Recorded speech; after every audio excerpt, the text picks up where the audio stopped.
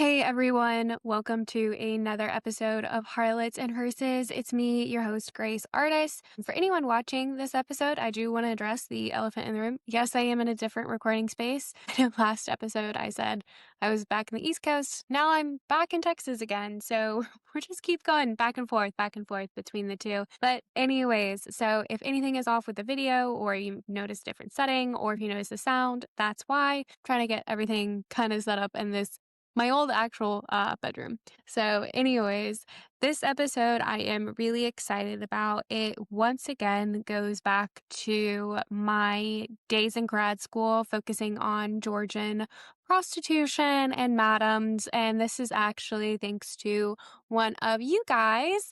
I'm going to shout out Ellie X from Spotify. She wanted to hear more about Georgian era prostitution. So I'm just going back to do it. And also I feel like the last kind of two episodes were very dark and very heavy. So this one is a little bit lighter and I'm actually really excited. So without further ado, let's dive into this episode. This episode, we are going to be focusing on Madame Margaret Leeson, who was actually a Dublin prostitute and madam from the 1727, I believe, to the 1790s. That was her era. Now, what really sets Margaret, or Miss Leeson, apart is that she was one who actually ended up writing a memoir about her experiences, her life, and what she went through. And it was the reason that she did that was kind of twofold. So one of the reasons that at the time it was stated and believed that women and madams specifically would write these memoirs was for blackmail, trying to get back at kind of their ex-clients and in that regard. The other reason primarily was for financial reasons. A lot of the madams at the time, if they did end up writing a memoir, they did so because they were very broke. Because I think if we go back to the episode I did over Charlotte Hayes, which I think was episode 3 or 4, and going back to the Covent Garden, the life cycle of a prostitute, of a woman partaking in this work, if not done correctly, was relatively short-lived. And that was A, because they had diseases, so they could no longer engage in that. Or B, their looks started to fade, so they couldn't get as much clients as they did when they were younger. Or, like a lot of them, they ended up in debtor's jail because while the finances were good at a period, a lot of them just couldn't, they got used to a lavish lifestyle and they couldn't end up supporting themselves. So the story of Madame Leeson is kind of a similar tune. So the reason that she did this is she had a very luxurious house towards the end in Dublin, and she actually ended up finding herself in debtor's prison. She was not able to afford her lifestyle. She kind of was hoping that she could support herself off of IOUs and cash in on those, and she was unsuccessful. So the reason behind her memoir was it was A, to make money, B, to kind of explain her situation and how she ended up there, and also her story. It's in part like a warning tale of what can happen if you let the vices control you, if you get caught up in them, and then also as if you don't plan for your future. She does heavily warn against that. The other reason is she was kind of hoping that by mentioning these men, that the reason that she did, they would kind of cash in on their IOUs. I'm going to split this into two parts. The reason for that is because if I were to do a whole episode over her and combine them all together, I'd probably be here for like 5 hours, just because she lived such a full life. And B, the second part of why I want to split it into two is kind of this episode is really going to focus on how she came to be and kind of explain how a lot of women came to be in this situation. And then the second episode is going to be kind of how she ended her life. So we're going to stop about the halfway point. Miss Leeson was very literate, and I love her writing style in this. It's very, you can tell that, like I'll get into, she came from a very well-educated background, and that really reflects in the writing itself. She's very eloquent, and everything she says she says for a reason.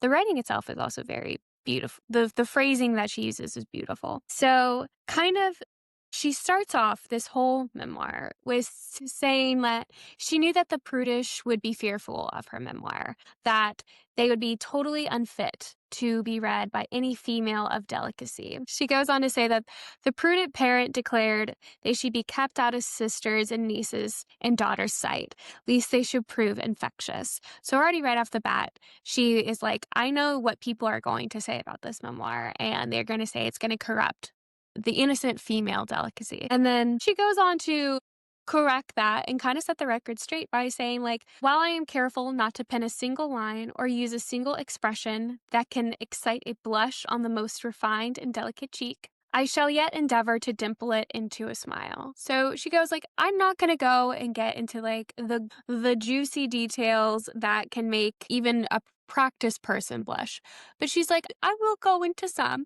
And throughout this most part, like, if you go into this memoir, thinking that it's going to be the smuttiest book that you've ever read, you just don't have that. There's none of that. The most she gets into is just saying that they slept together. That's it. It's kind of like a fade to black situation.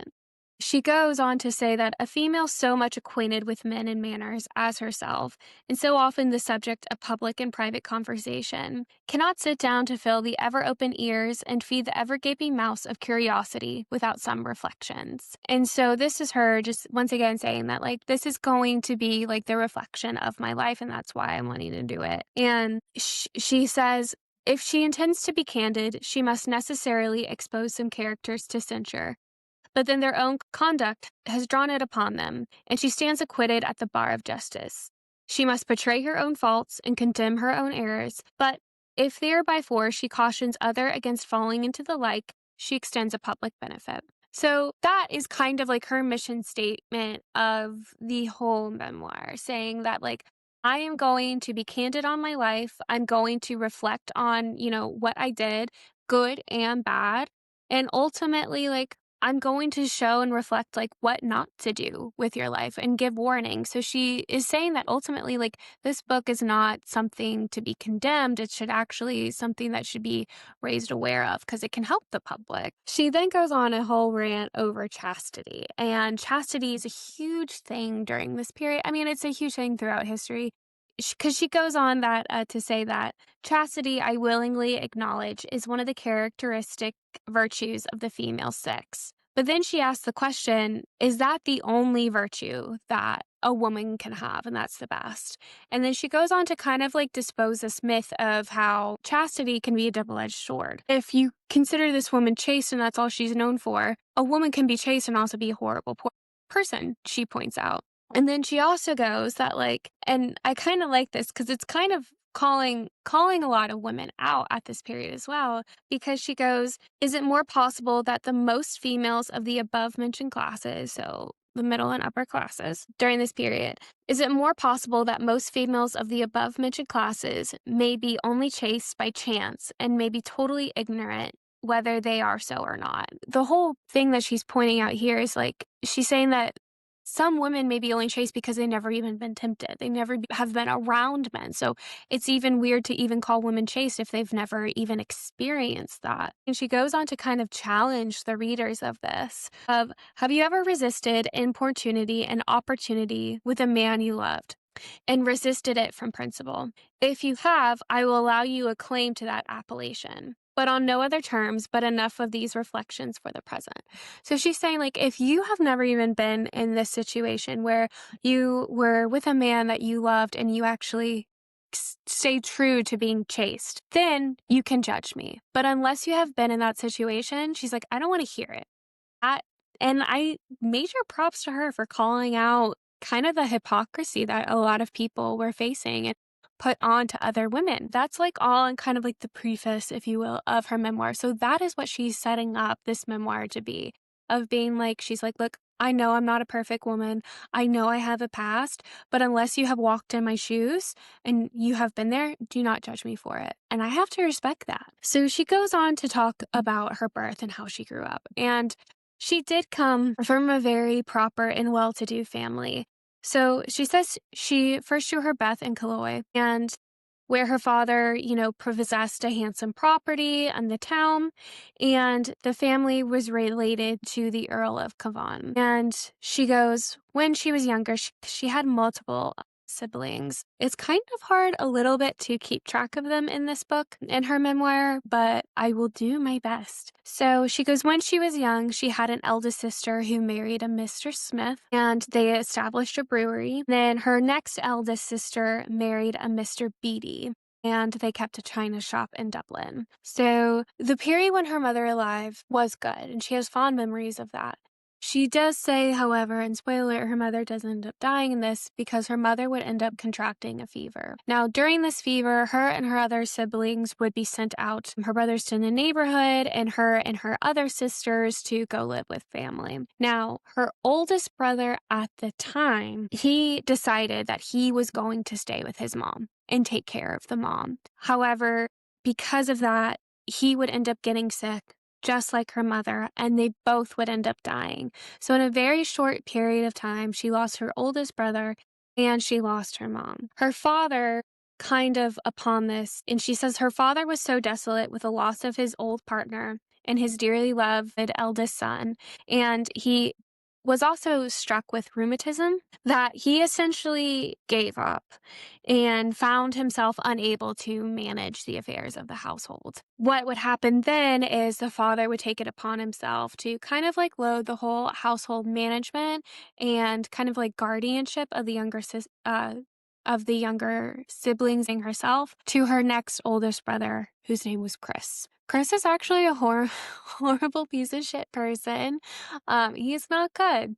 And she goes on to say, like, the reason that Chris was so bad is because he kind of got intoxicated upon this power that was bestowed upon him.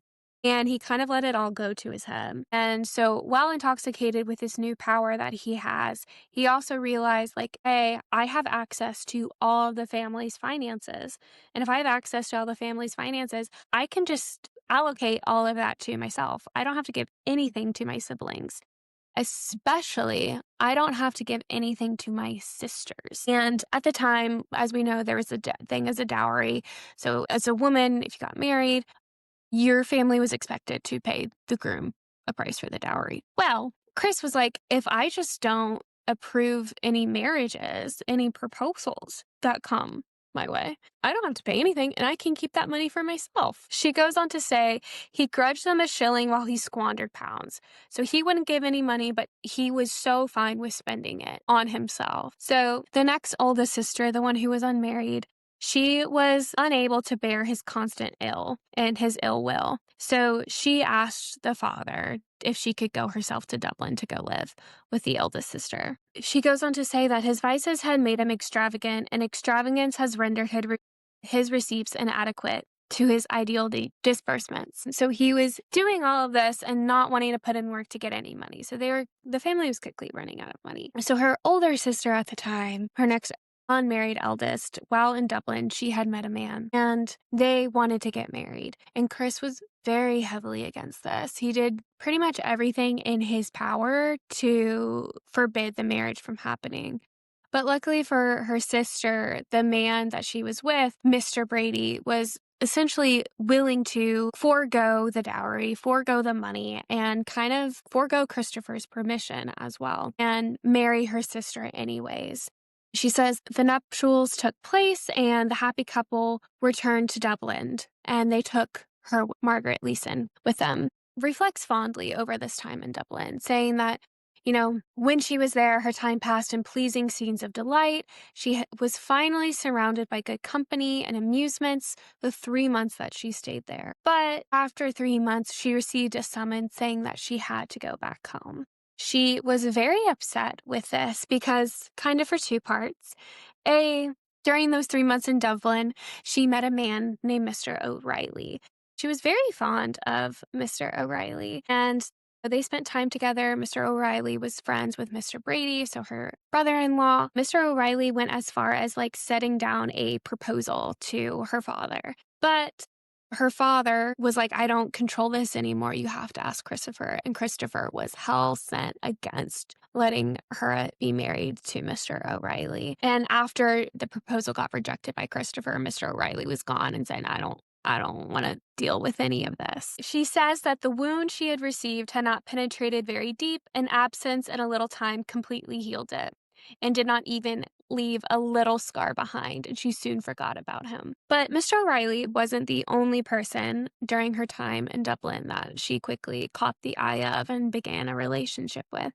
She had also caught the attention of a man named Mr. L, and she goes on to describe him as an amiable young gentleman from an independent fortune, and, he had entertained an affection for her. Essentially, soon after Mr. O'Reilly left, Mr. L came swooping in, and he followed her back to her father's house in the countryside. And he asked once again for the permission, and she says that her father looked very fondly upon Mr. L. But Christopher had 1,000 objections and seemed determined neither to let her be happy or make any other person so. She goes on to say that Mr. L ended up staying at their place in the countryside for a fortnight, which is about 2 weeks.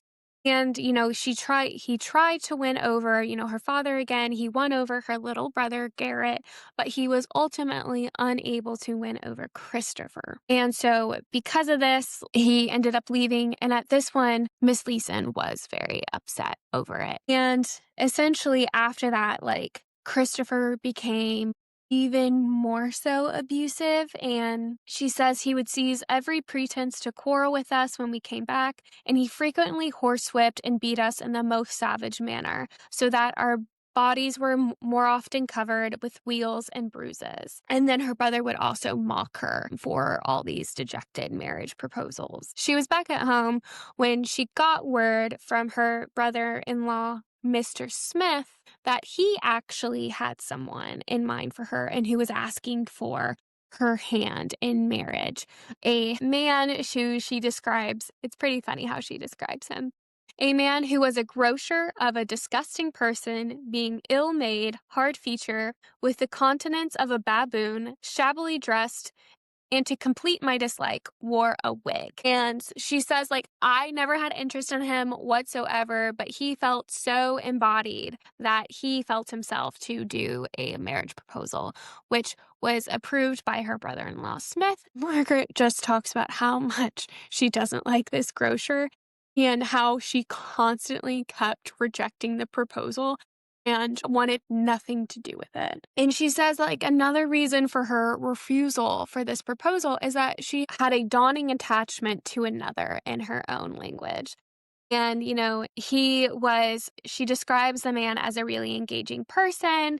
And, he gave her every possible mark of attention and respect. But even though she had this affection for this man, it didn't matter because the grocer had gotten the approval of her brother-in-law, Mr. Smith, and from her father. This increased her diswant of the marriage, so much so that she convinced the suitor that, if we just go off and get married, I don't have to face the fact. I don't have to accept this man's proposal. And the suitor actually agreed with it.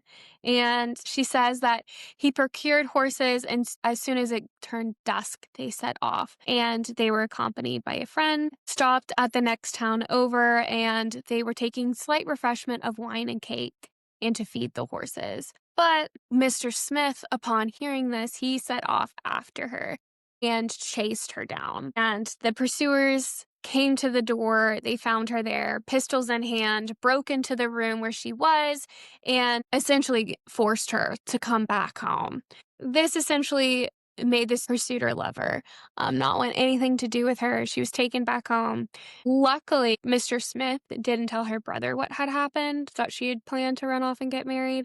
But because she had run off, it made the grocer rescind his proposal. So after Mr. Smith had returned her back to the house where she resided with Christopher and her father, she said that Christopher was even more determined at this point in his cruelty. And this was very apparent when she saw her sister, her little sister. And she said she had a gentle spirit that was entirely broken, and a settled gloom hung upon her. And she had become quite emancipated, and she soon took after her bed and died, an absolute victim to Christopher's cruelty. So she came back home from this trying to escape, and all that she was met with when she came home was Christopher's cruelty and the effects of Christopher's cruelty upon her sister, which led to her death. So now she's left at the house with her little brother, Garrett, her father, and Christopher. And she goes on to say that her and Garrett were constantly at the mercy of Christopher and remained the sole victims of his tyranny. And that her father, because he was confined to bed, saw very little of it. And she kind of just like shows this cruelty in a story about how she had went to church on a Sunday and she had come back and Christopher was outraged with her because she took a horse to go to church. She said, well, I had father's permission to do so, so I thought it was okay.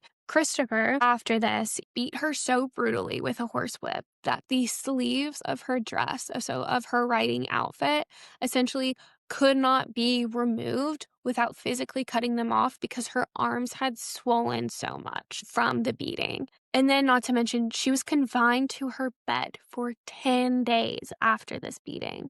And she goes on to say that, like, as soon as she was able to crawl from her bed, she went to go to her father to beg him to, like, get her out of this house because it wasn't safe for her. And her father agreed and said, the first opportunity he would get her money so she could get out and she could escape. And her father, to his credit, did stick to that. And she had left and she was able to go and stay for some time at her sister's house in Dublin. But then her father called her back because he felt his health was failing and he wanted his daughter at his side. And she wanted to see Garrett, again, her little brother, and Garrett for a bit because he'd gotten bigger and stronger. He was able to actually stand up to Christopher and keep Christopher's violence at bay for a time. That restraint really did not last long. And then once the restraint broke, it came back with a fury. She goes on to say, like, another time that she had come home from being out, that no sooner had she entered the door than Christopher fell on her with his horsewhip. And he beat her so brutally that she vomited blood and then she was bedridden for 3 months afterwards. This, because she was beaten so badly and the screams that she was giving were so loud, her father was actually aware of this beating, but her father was unable to do anything because he was bedridden. So once the father had gotten servants to carry him down to the scene of the beating, he was able to get Christopher off of her. And her father told her, you are as soon as you are well enough to travel, essentially, like, you are going to be out of this house because I recognize that it is not safe for you.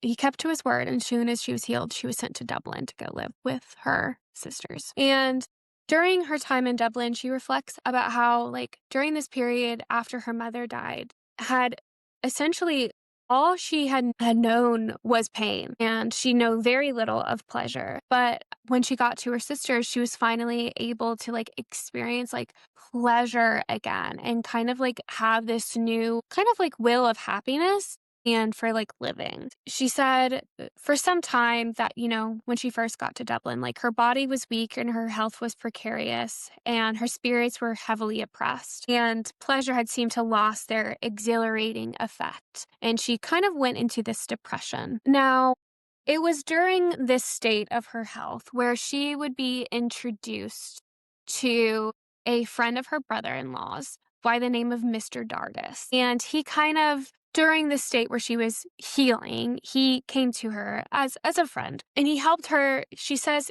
he helped her languid state with a sympathetic eye of compassion.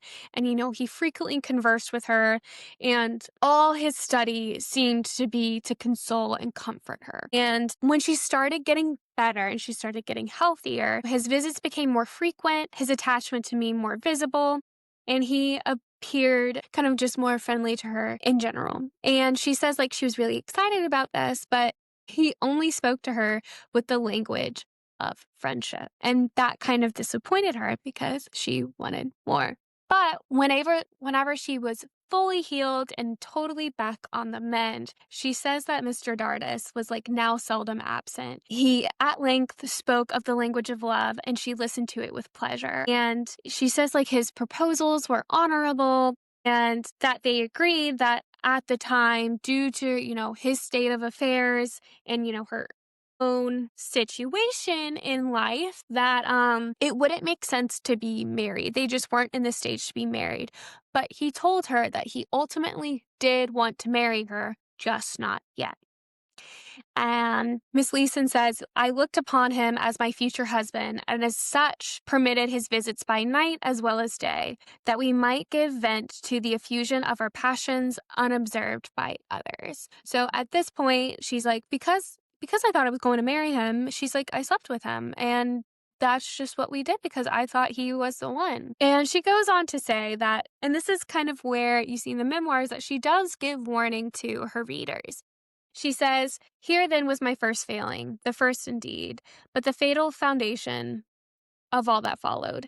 Learn hence, my young female readers, cautiously to guard against the first approaches of vice. Learn to keep firm the barriers of virtue, and know the smallest breach is made in the mounds of chastity. Vice rushes in like a torrent. And she goes on to call him like her seducer and how he had triumphed, but she also feels weird saying he triumphed when she had so willingly agreed to it. And she feels weird even calling him her seducer because she met the seduction halfway.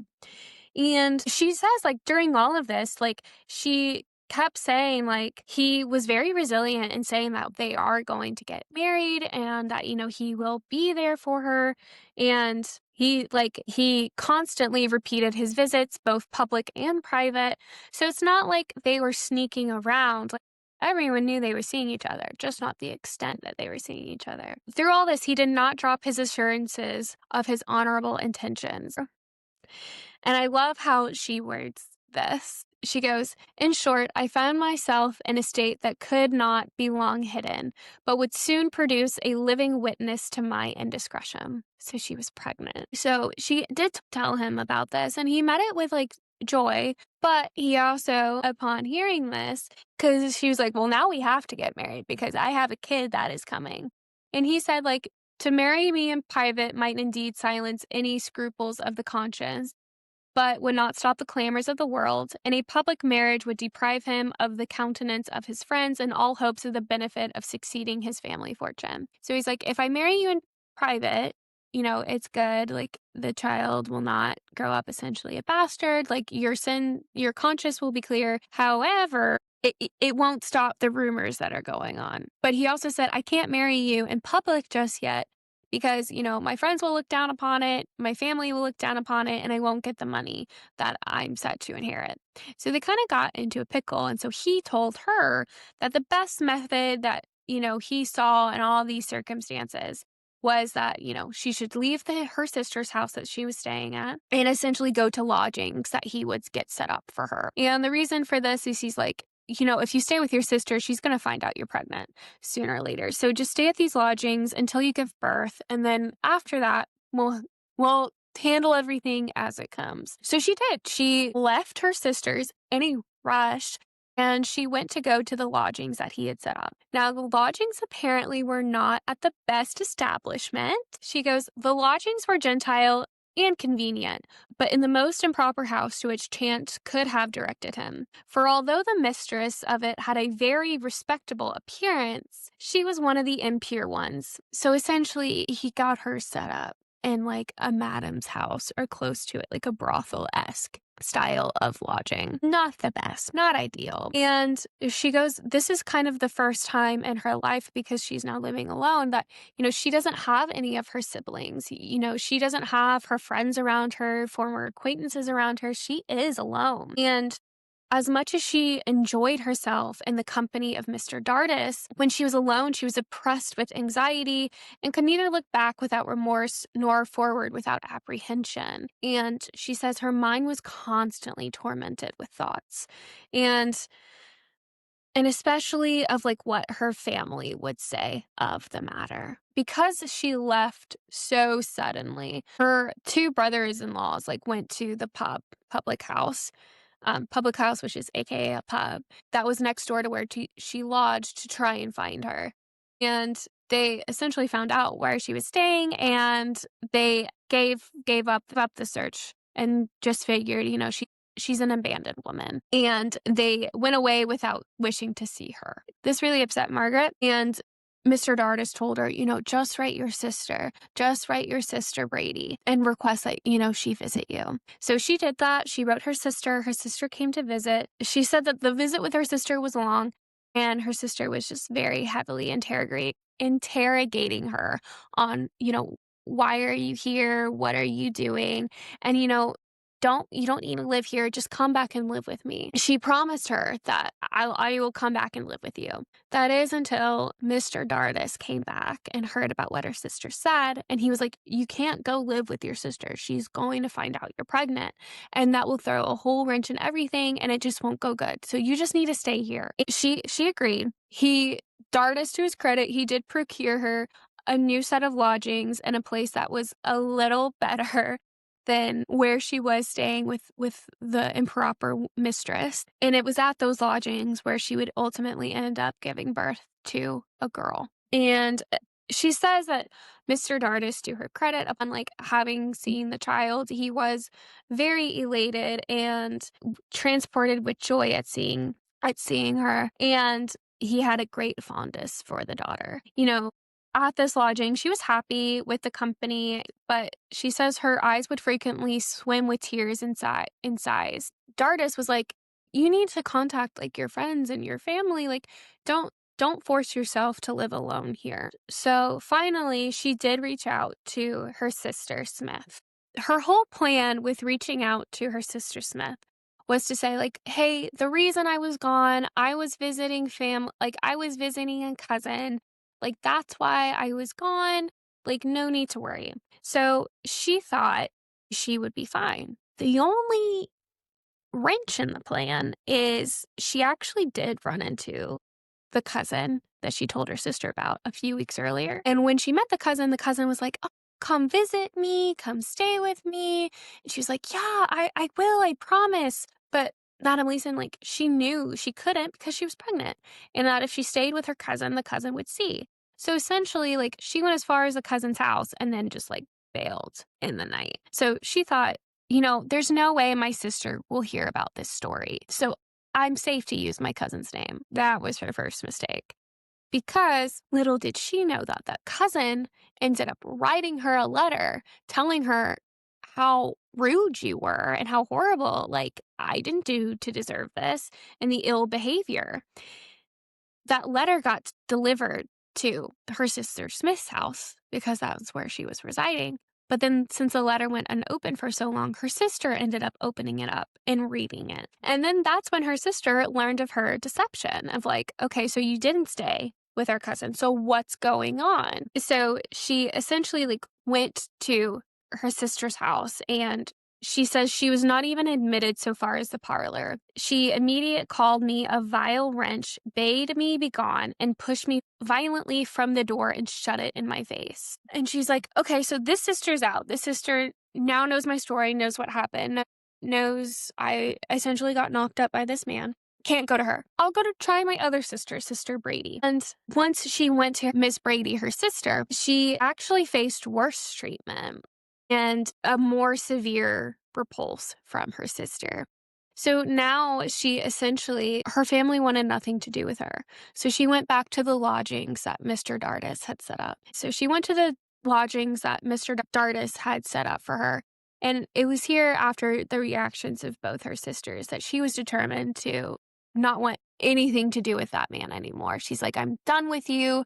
This is how I've ended up with life. I'm going to stay here, but I don't want another dime from you or to see you again. Now she's even more alone. She doesn't have Mr. Dardis providing for her anymore. But she still needs money, and she still needs to be taken care of. So this essentially made her write her father and to try to ask her father for help. And her father was like, come back home. We'll take care of it. You can stay. So she goes back home, except Christopher is still there. And Christopher refused to let her into the house. So she essentially was at the front of the steps just of this house weeping. And, her father told her, go see your sisters. And she's like, I can't go see my sisters. They want nothing to do with me. So her father eventually got Christopher to come to some senses. And what Christopher did is he rounded up a carriage and take her back to Dublin. At this, she's telling about how the only support that she had was what she made from selling her clothes, article by article, to satisfy the craving of nature until she was essentially reduced to like nakedness and starving. She says she humbled herself even more and went to her sister Smith because she knew her sister had a large family at this time. And she asked her sister, like, I will make you and your children's clothes and never offend or try to hurt you in any respect. And her sister refused her even more so. And she declared that if a morsel of bread would save me from death and destruction, she would refuse it to me. So she just essentially got dejected again, and dejected in a very, very harsh manner, because her sister was like, yeah, it's essentially the equivalent of saying like, yeah, even if you were on fire, I wouldn't even piss on you, is what her sister told her. And it's her own blood.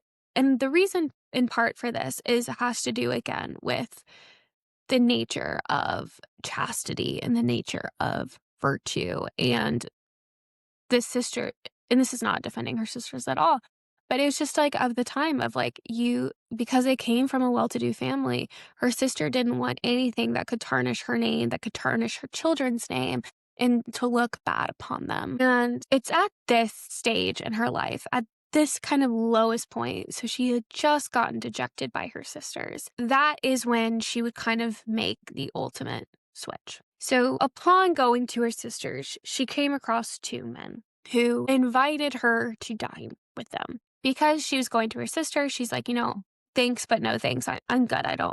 No. But then after her sisters, she started to reflect, and, she could not help but condemning herself for shyness, that they appeared to her to be gentlemen, and she said that surely they couldn't do her any harm. So she was kind of having these thoughts of like, I should have done it. I should have gone with them. It could be the harm. So she walks by the same door in the same building that she came across them in the first place. And woe and behold, they are still there. And she said, they seemed pleased at meeting with me. And, they pressed me to go into the house, which after some hesitation, she did.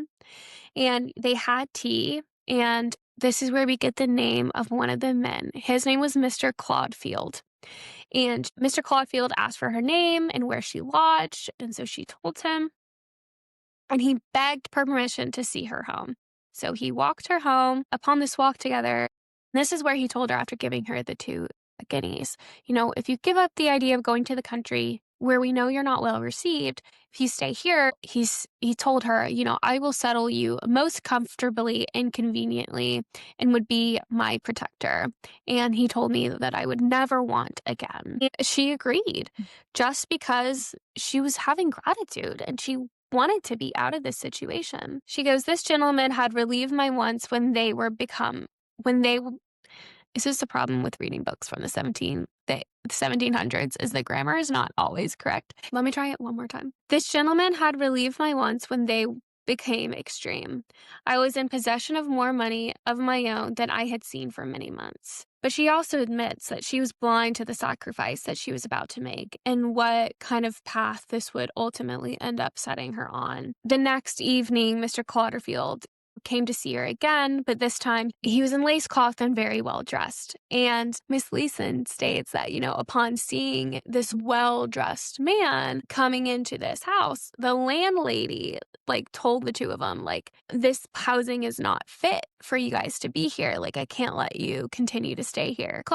Mr. Clauderfeld, to his credit, was like, okay, that's fine. I'll give you lodging somewhere else. This essentially allowed him to visit her whenever he wanted and whenever he thought proper. This is also diving into kind of how self-aware that Miss Leeson was at the time as well, because she goes on and kind of stops and breaks the fourth wall of the book of saying, "Here, let me anticipate the exclamation of many of my female readers. They will doubtlessly say, 'We pitied your first transgression.'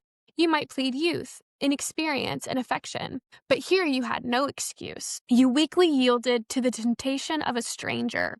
You should have gone to service. You should have really died for want, rather than procured substance at such the price you have paid for it." And she kind of like calls them out of like, she essentially calls out the future readers and these thoughts out of saying like, all of that is so easy to say. And all of that may very well be true. But let me ask you this.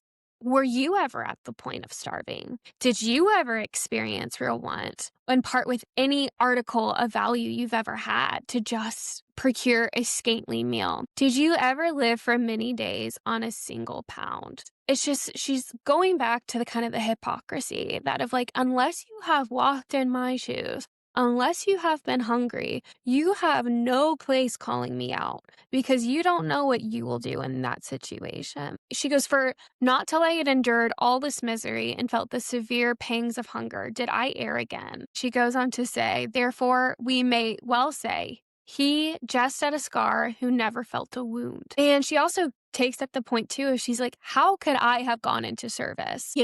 With the background that I have, bred upon who I would have, no one would take me as a servant. And I don't even have like a character witness to go to because all of my family wants nothing to do with me. And then she kind of calls out her sisters. She's like, my sisters may have saved me from ruin, but even then, my own blood refused to do so. I kind of like this point that she makes as well, as she goes, "The real cause of multitude of unhappy women is the harshness of their own sex, who thinking to elevate their own real or pretended virtue by condemning the failures of others." And so she's also just calling out, and this is still very prevalent even today, of kind of like women who put down other women to make themselves seen better. It doesn't make you a better person. It just makes you a shitty person. And this was back in the 1700s, was even feeling this and aware of this and calling out the hypocrisy of the so-called virtue of, you all say that you want to have virtue, you want to be a good person, but yet here you are making yourselves unhappy by doing so. I think that this is like one of the reasons why I resonate so much with this memoir and with Miss Leeson. And so going back to Mr. Clotterfield, so she says like his attention to her increased daily and he frequently invited and entertained at his house. And, it was this that, her time passed smoothly. She says she was intoxicated with pleasure that banished all reflection. And so once again, she was pregnant with a son, which seemed to kind of augment her lover's satisfaction, as he told her he never intended to marry. And essentially, she goes on to say that, as soon as she gave birth to the son, that Mr. Clotterfield realized that, oh, I kind of can't not be married, but I can't be married to you. So instead he got married to she calls him a Miss Hawksworth. She goes on to say that, he behaved honorably in regard to me, and he assured me that the boy will never be in want, nor will she, if she conducted herself with propriety. Seems easy enough to do. And so this continued for a bit, and she goes on to say, like, even though she was left by her lover, she wasn't destitute, and, his generosity, like, afforded her lifestyle in a way that she was comfortable with. And she says that, like, while he was gone, he was out of her life, she had started up a friendship with this lady of fashion, which is another means of just saying, like, another high-class madam, another high-class prostitute, a courtesan, if you will, who introduced her to the most elegant demi-reps in town. And this woman, like, knew she was fond of music, and so she invited Miss Leeson to entertainment in the taverns and to the shows. Miss Leeson really liked this woman and the kind of the life that this woman was showing her. But the thing was, Mr. Clotterfield did not like this woman and did not like the reputation that this woman had. And so he forbid Miss Leeson from seeing this woman. But Miss Leeson was like, I like this woman. I found her very agreeable. And so I continued my relationship with her, which, looking back, not the best because this would ultimately lead to Mr. Clatterfield revoking his supporting of her. He kept supporting the son, but he's like, I'm no longer going to give you an allowance, only your son. Upon hearing this, she's like, okay, well, I know that my life that I've gotten accustomed to cannot be supported without funds. This is where her friend was like, don't worry about it. I'll get you set up with someone. And so she was introduced to this man named Jackson, and Jackson introduced Miss Leeson to some of his friends and companions who were very agreeable. And it was Mr. Jackson who would introduce her to a man that would go on to play a very, very pivotal role in her life. A man by the name of Mr. Lawless. And she says that, while both these men had very amiable qualities, but both of them didn't have enough money, if you will, to support her lifestyle. But she loved the attention and endeavors that these men gave her.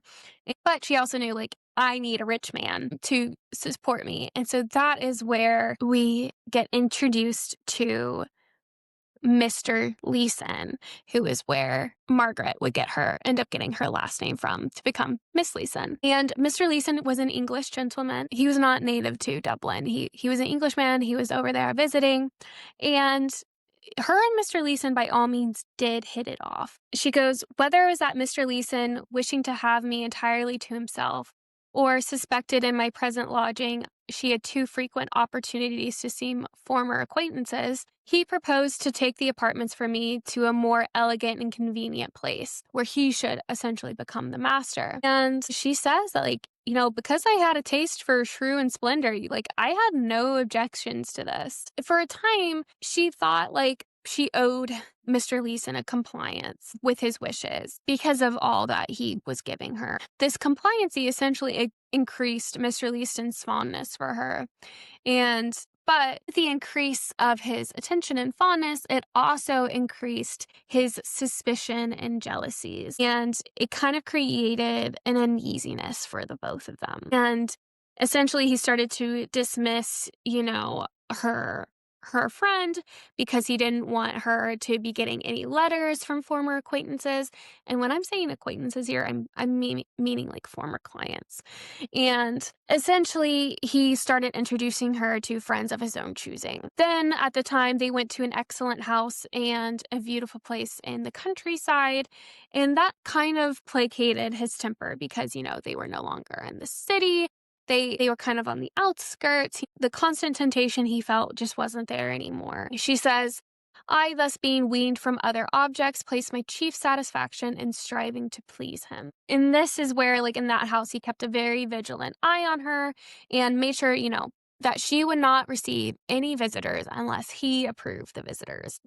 And this is kind of how they lived in that house for a year. And she said they had, in the greatest of good humor, a relationship there. And he became so attached to her that he proposed to make me his wife, is what she said. She said that he was a very kind man and he was very good-natured, but she admits herself that, a reclusive and tired way of life, the life that they were living in that manner, did not suit her and was not the life that she wanted. Essentially, so then she had to start resorting to what she calls stolen pleasures. That is where she would start getting in trouble again, because whenever Mr. Leeson was gone, she would start admitting Mr. Lawless back into the house. They would have to sneak in through the parlor window. She would also do the same with Mr. Jackson. She only did this when she knew that Mr. Leeson was dining out or would be gone or taken for hours at the time. But she's maintaining and clarifying that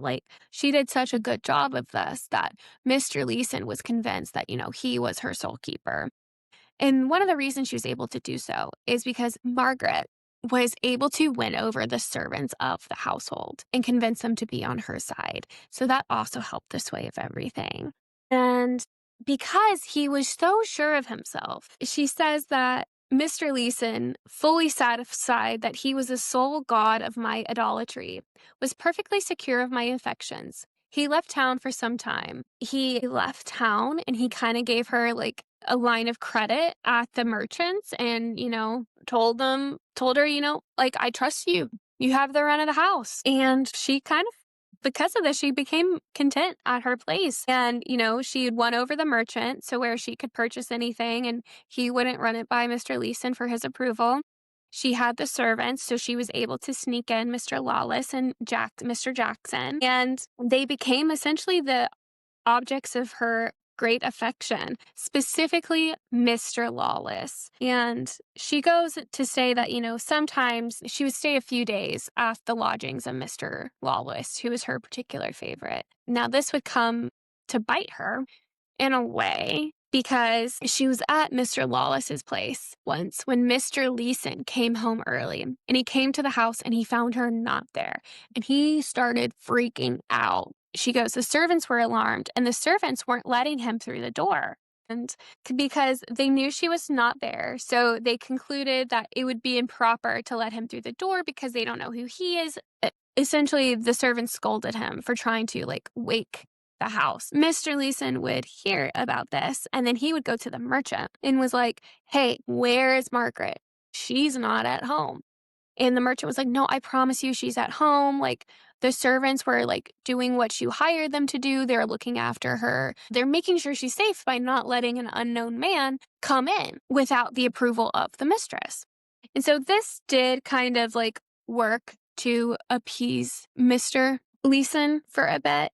And while this was all going on, and the merchant was like, hey, wait here while I get dressed and then we can go to the house. While this happened, the merchant sent a note to Margaret, Miss Leeson, to let her know you need to get your ass back to the house. So she was able to get back to the house before the merchant and Mr. Leeson were there. And she greeted him in her bedclothes and just said, oh, I was reading, don't be mad at the servants. They were doing what I told them to do. And this worked to appease Mr. Leeson for a bit. And then this is the part in the story because she's talking about how she has 3 lovers at this point. She is talking about how her views on polygamy. She goes on to say that, I was fully persuaded that polygamy was not wrong in its own nature, that there was a great difference essentially in evil and then what was perceived evil by humans. She goes on to say, if the law forbids a plurality of wives, it might be understood that it equally forbids a plurality of humans. But to the letter of the law, it says nothing against husbands. So she, in that regard, didn't feel bad. She also states that, she had no husbands at this time, and she looked upon marriage merely as a human institution calculated chiefly to fix the legitimation of children and to oblige their parents to breed them up and provide for them. But she was single. She wasn't married. She wasn't breaking any laws, and thus because of that, she was not doing anything bad. And then she also goes on to say that, it's also on the men for this as well, because that neither pleasure, content, affluence, or gratitude can bind a woman of loose turn of mind and changeable disposition to the man who has formed an illicit connection with her. And then he can have no confidence in affection, however strong it may appear, that is not founded on delicacy and virtue, because that her chief concern is how to raise pecuniary advantages from his infatuated fondness. So she puts it back on the men. She's like, you can't expect me, knowing how you met me and the state in which you met me, to be this faithful, strong, connected person to you when that was not the basis on which our relationship was built. Our relationship and my chief concern is how to get financial advantages from your infatuation from me, which again, this is the same thing that Charlotte Hayes was experiencing. It was these men trying to make a claim on her and then settle them down when they knew who she was in the first place and her situation was in the first place. She's like, you can't be mad at me for my nature. This is what it is. You knew what you were getting into. And she goes on to say, Mr. Leeson, he was very wealthy and he was really handsome, and she ought to have been contented with him, but she just liked Mr. Lawless better. So essentially, Mr. Leeson would end up finding out about Margaret's transgressions and her faithlessness to him. And this would send him in a tizzy, I guess is the best word to describe it. So he wrote to the merchant saying, she's no longer allowed any credit on my name. He wrote to her saying, I am done with you forever. And Margaret is kind of being very open and honest in this memoir about saying, yes, I was sad, but I was sad, but she goes on to say, I candidly confess that I was more distressed with the loss of his purse than his person. And she's like, he was great. And I'm going to miss him kind of, but I'm going to miss his money more. And all of this in her book, and this is what I really admire about her. At any chance in this book, she has every chance to kind of like fluff her own story and add to her own story and to paint her in a better picture. But she remains openly candid about all of this, accepting whatever criticism may come her way because she wants this to appear truthful. She wants to kind of set the record straight on who she is as a person, the good and the bad, so that the public may paint their own opinion about her, whatever it may be, but she wants it to be the truth. Which, like, to have that resolve at that time is huge, especially, and I'll get into this in the next episode. When she was writing at this was after her claim to fame. Like, this was her fading years. So she could have, by all means, written this memoir to paint her in a better light, but she stuck with the truth. And I think that's really fucking ballsy and honorable. So after, Mr. Leeson left, then enters Mr. Lawless. Now, Mr. Lawless said, he was kind of shocked to see her in that condition, kind of being in a state of like misery and sorrow and poverty and distress because, she had just lost her financer. He ultimately, when he found out about it and he met her again, was like, hey, everything is going to be okay. And he told her that, I have more power to provide for you now. I'm in a better state financially. I can support you. And, we're going to make this work. For a period, they did. She goes on to say that, how her and Mr. Lawless, they returned to Dublin and would go on to live in Dublin for 5 years. And, during that time, she says, no wife was ever more fond and virtuous and faithful than I was to him and to give him his due. And no man ever treated his wife for the first 3 years with more attention than Mr. Lawless showed to me. And she states that, in those 5 years, she would go on to bore him 5 children. And with each of those children, it seemed to lengthen the bond they had to each other. And to his credit, for 3 years, she says that, Mr. Lawless, never strayed from her, was faithful to her. He never partook in any public or private amusement without her participation in it, and he loved her daily. Just like with Mr. Leeson, we start to see with Mr. Lawless the kind of jealousy and uneasiness that would come and untrusting of her because he remembers how he got her and he's afraid that she's going to make those same steps. So he kind of became suspicious and controlling of her and her actions. And so rubbed Miss Leeson, Margaret, the wrong way. She did not like that. And she kind of and as she says, she says she took offense to it because she says for 3 years, I have been nothing but faithful to you. And now you're showing me all of this suspicion when it's not, that's not earned for what I've been presenting to you. And she goes on to say about how beginning of the 4th year, that is when things really started to get rocky with them. How Mr. Lawless began to dine out more and go to public amusements without her. And the more and more he did this, the more it soured her temper and rendered her very irritable. But she says that she was still faithful to him. And she thought that at every moment of his absence and with his attachment to every female, she viewed it as an insult to her. This got even worse when Mr. Lawless began to keep very late hours. And it got to a point where it was irritating her so much that she essentially started to stalk him. She would put on plain clothes and she would go in the night to try to find wherever he was, the taverns, the bars, the places. And she would visit every tavern, gaming house, and place of pleasurable reception for the search of Mr. Lawless. And she often stood listening through keyholes and under parlor windows to see if she could hear his voice. And she says that sometimes she found him, but more often than not, she failed in her attempt. And the only thing that made up some consolation for this is when she came home and was surrounded by her kids. And then she would pass out without sleeping till 6 in the morning. And because at 6 is when Mr. Lawless would return home. Now, it's in this period where Mr. Lawless is kind of going through his transgressions, and she's kind of going through this period of being annoyed with him, that a Mr. Captain Matthews would enter the picture. Now, she was familiar with Captain Matthews. He kind of came before the three men prior. So before Jackson, before Mr. Leeson, and before Mr. Lawless, there was Captain Morgan. And she says he was very affectionate with her. He visited her very often, and he had a pretty fortune. So he had gone to the Americas, but he had returned. And when he came back to Dublin, he was very interested in reconnecting and repursuing their relationship. And he made inquiries after her. And, he wanted her to know that he was in. And she had let him know, like, hey, I thank you so much. I'm flattered, but, I'm retired from that. And I don't want to do that. Like, I don't want anything to taint my fidelity to Mr. Lawless. So Captain Matthews, upon hearing this, it furthered his resolve, if you will. He started sending her jewelry. He started sending her rings and saying, like, I will marry you. He sent her rings and he sent her cash, which she all gave back to them. And at length, she says he proposed marriage, but she refused it because she preferred the society and the company of Mr. Lawless to any man.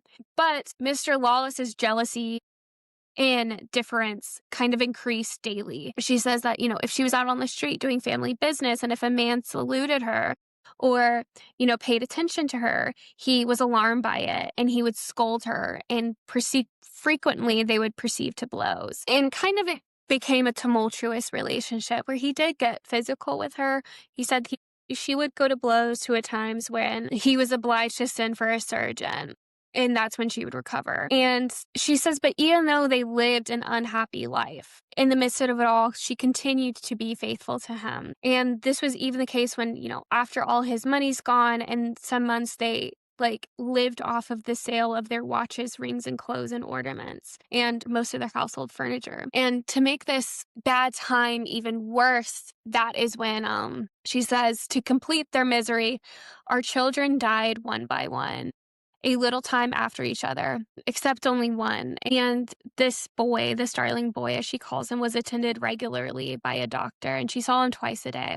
And on one of these visits, the doctor told her to essentially prepare for the worst because he didn't have hopes that he would make it. And while she was gone, the boy ended up passing.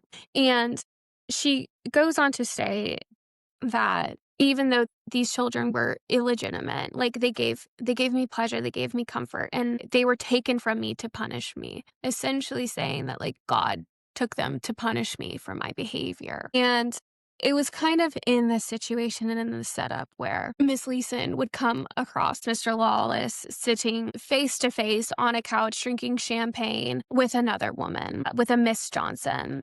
And she says that my jealousy was so bad that I almost beat this woman to death, because essentially she said, I had a tumbler in my hand and unless Mr. Lawless stepped in, I was going to beat the shit out of this woman. So we know they're having trouble. We know it is not a vacation in paradise. It's not couples in paradise. Couples going through a hurricane in paradise is quickly sinking, is their relationship. And she says that later, the finances of Mr. Lawless being exhausted, but he couldn't find a way to raise any. He was relying on the opinion of his friends and his father. And essentially they were telling Mr. Lawless, you need to get out of Dublin. You need to get out. And his father was go to America. Try to make a fortune in America. She says, I didn't want him to go there, but he was telling her that, going to America was the only way in which, he could get them out of this state of distress. And she says, I tried everything I could do to get him to stay here. And I thought I succeeded until one morning, essentially, he woke up and told her that, hey, I'm just going to go to town. I'll be back. So she goes back to sleep, thinking that he's just going off for a trip in town. She wakes up the next morning with a letter that he had left her on the bed. She broke the seal and she read, "My darling Peggy, I sail this morning to America."